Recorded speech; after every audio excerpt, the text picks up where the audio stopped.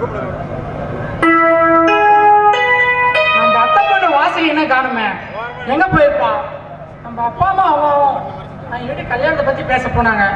என்னாச்சு? இன்னும் எந்த தகவலும் இல்லையே.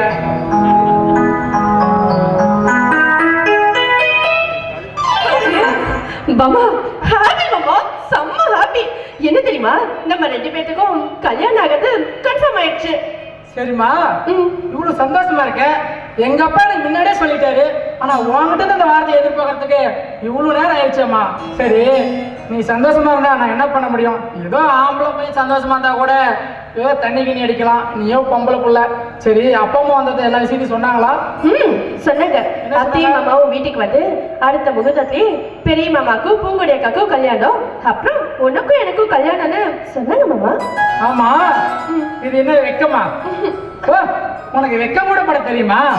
ஆஹா, என்ன ஒரு அருமையான வெக்கம்.